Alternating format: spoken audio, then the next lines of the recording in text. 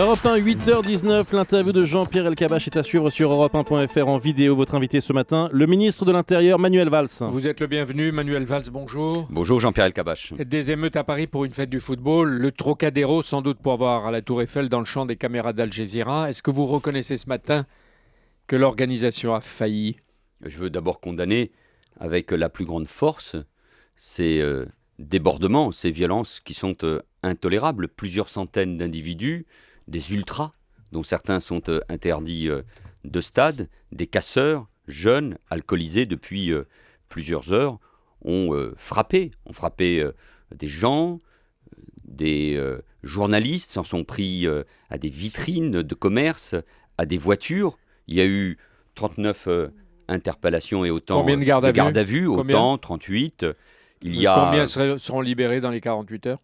Il ne faut pas dire cela. Le travail, notamment grâce à la vidéoprotection, permettra de déférer encore plus d'individus à la justice. Et de les sanctionner. Et il faut qu'il y ait des sanctions exemplaires. Il y a eu des blessés, 32, dont 2 personnes qui sont hospitalisées. Il y a eu des blessés parmi les forces de l'ordre, et je veux rendre hommage aux policiers et aux gendarmes qui ont évité le pire. Ces violences sont évidemment intolérables. Ils donnent une image de Paris, de la France, du football, dont je crois nous devons mesurer l'ampleur. Ça c'est très bien, vous êtes dans le constat. Mais pourquoi ça s'est passé ? Pourquoi pas les Champs-Élysées comme il était demandé ? Pourquoi pas la Concorde ? Pourquoi pas l'Hôtel de Ville ? Et surtout, pourquoi pas le Parc des Princes ? À l'évidence, il faut tirer les leçons et les enseignements de ce qui s'est passé. Une demande a été faite pour descendre en effet les Champs-Élysées. Le préfet de police l'a interdit. Je crois que, comme c'est le cas à chaque fois qu'il y a une victoire pour une coupe, un championnat, c'est dans la rue que les supporters, les joueurs eux-mêmes, les dirigeants, les élus veulent fêter. C'est le cas à Saint-Étienne, il y a encore quelques semaines, après leur victoire en Coupe de la Ligue. C'était le cas à Montpellier, il y a un an, pour leur victoire de championnat. Mais Paris, ça devait être Paris, le cas. avec Mais cela le PSG, faisait des années. Dont on connaît toute Jean-Pierre l'histoire. Elkabbach, cela faisait des années que les Parisiens attendaient cette victoire. Mais à l'évidence, le football est encore malade. C'est le cas pour le Paris Saint-Germain. C'est le cas aussi de nombreux clubs, parce que je veux rappeler ici que nous interdisons régulièrement la venue de supporters sur un certain nombre de stades, qu'il y a aussi encore aujourd'hui des matchs qui se jouent à huis clos. Donc il faut être impitoyable à l'égard de ces Vous ne m'avez pas répondu. De ces individus qui se livrent à de telles violences. Est-ce que l'organisation a failli ? Parce qu'il y a trop de gens qui sont concernés, le PSG, la mairie de Paris, le préfet de police, les policiers, vous-même, qui est responsable, à qui la faute ?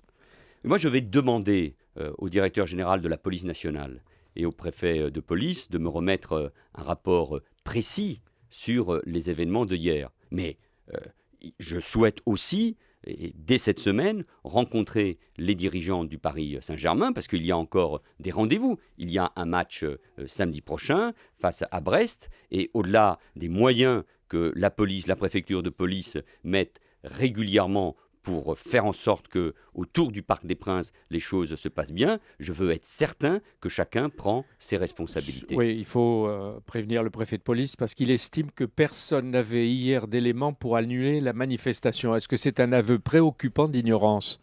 Nous savions qu'il y avait sans doute 150 à 200 personnes, et nous les connaissons, la police les connaît, c'est ceux qui sont interdits de stade. Je ne le sais pas aujourd'hui. Est-ce qu'ils arrivent, comme certains le disent, de certains quartiers périphériques, de banlieues, etc. Faisons attention, laissons encore une fois la justice faire son travail et l'enquête avancer. Nous avions déjà un certain nombre d'éléments, mais personne hier, ce qui aurait peut-être dû être la bonne solution, n'a proposé que cette fête se passe au Parc des Princes. Donc il faut évidemment tirer les enseignements. Mais personne n'a eu l'idée à donner à ceux qui n'avaient pas eu l'idée d'aller au Parc des Princes. Oui, mais c'est très facile, Jean-Pierre Elkabbach. Oui, vous-même ici, à ce micro, et tous les spécialistes depuis hier soir. Si nous avions interdit cette manifestation, ça veut dire qu'aucune manifestation festive de ce type ne peut avoir lieu sur Paris.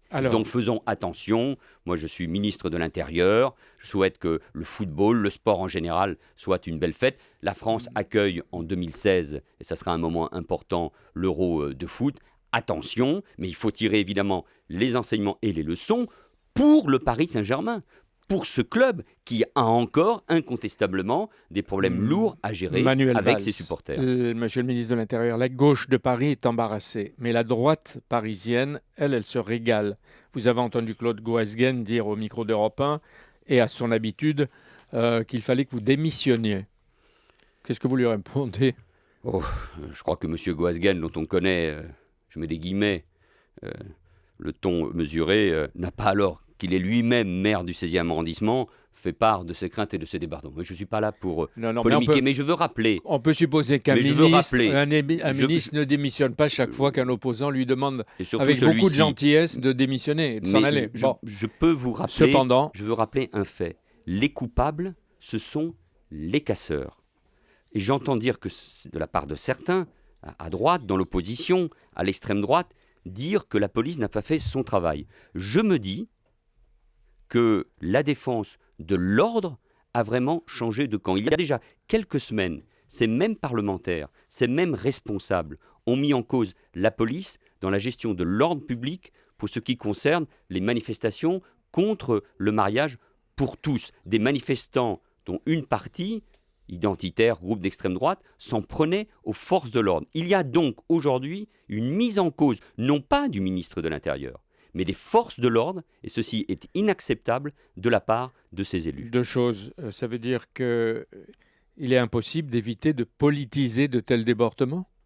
Je le regrette, parce que les questions de sécurité devraient échapper à ces polémiques. Mais chacun voit bien pourquoi ces élus, cette opposition s'en prend ainsi aux forces de l'ordre. D'abord parce qu'en matière de sécurité, nous sommes en train de réussir, et nous l'avons dit hier à Lyon, en faisant un premier bilan des zones de sécurité prioritaires. Il y a un travail qui est accompli, et de la part de la droite, c'est inacceptable, insupportable pour elle de constater que la gauche représente l'ordre républicain alors qu'elle-même est en train de mettre en cause le travail de la police et de la gendarmerie. Mais moi, je ne souhaite pas polémiquer parce que je veux penser à ceux qui ont été blessés, à ceux qui ont perdu un bien. Dit tout à l'heure. Veux penser, mais je le répète, je veux penser aux forces... Non, peut-être pas tout le monde, en tout cas pas vous, j'ai l'impression. Je veux penser aux forces de l'ordre qui ont été agressées. C'est votre job, c'est normal que vous le fassiez.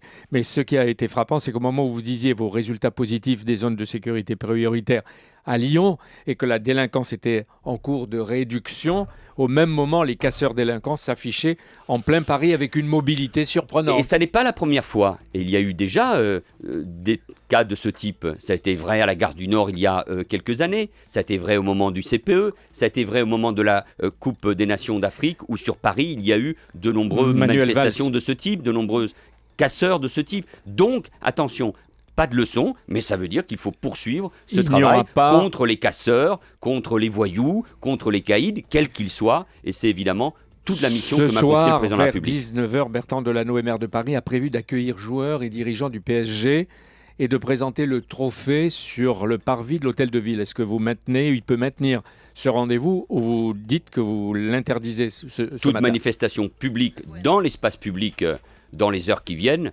autour du Paris Saint-Germain, n'est évidemment pas possible. Vous ferez attention, c'est la deuxième question que je voulais vous poser. Vous avez parlé des manifestations sur le mariage gay.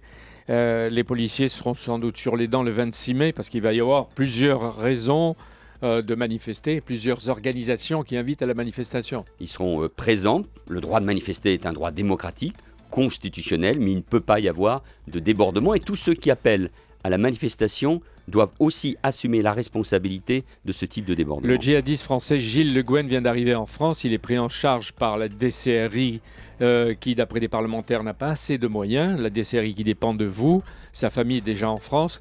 Qu'est-ce qui va lui arriver ? Il va être interrogé et nous devons savoir quel a été précisément son parcours. La direction centrale du renseignement intérieur fait un travail de très grande qualité et qui aura davantage de moyens. C'est la décision du président de la République pour lutter contre la menace terroriste. Vous, Manuel Valls, qui multipliez de ville en ville, si je puis dire, des bilans favorables, est-ce que vous n'avez pas envie d'aller ailleurs, à Bercy, à la justice, que sais-je ? Je ne multiplie pas des déplacements pour des bilans favorables. Je regarde la violence. Elle est présente. Dans quel état on nous a laissé le pays ? Des forces de l'ordre diminuées en termes d'effectifs, une violence et une tension qui sont présentes sur le pays. Donc moi j'ai une tâche confiée par le président de la République et le Premier ministre et je me tiens à cette tâche et à cette mission protéger les Français, lutter contre la délinquance et les violences, contre les trafics de drogue, contre le terrorisme. C'est ma mission, elle est passionnante. Merci d'être venu, surtout aujourd'hui. Merci beaucoup Manuel Valls, merci Jean-Pierre Elkabbach. Demain, votre invité. D'abord jeudi, Laurence Parisot. Et demain, exclusif Europe 1, je serai en direct de Bruxelles avec le président Barroso qui à 9h accueillera le président de la République, François Hollande, devant la Commission européenne au grand complet. Barroso et les 27 pour François Hollande. C'est une première et je vous saluerai de Bruxelles, vous serez à Cannes. Voilà, ce sera une matinale en triplex. Paris, Bruxelles et Cannes. Demain, matinale exceptionnelle sur Europe 1. Merci Jean-Pierre Elkabbach.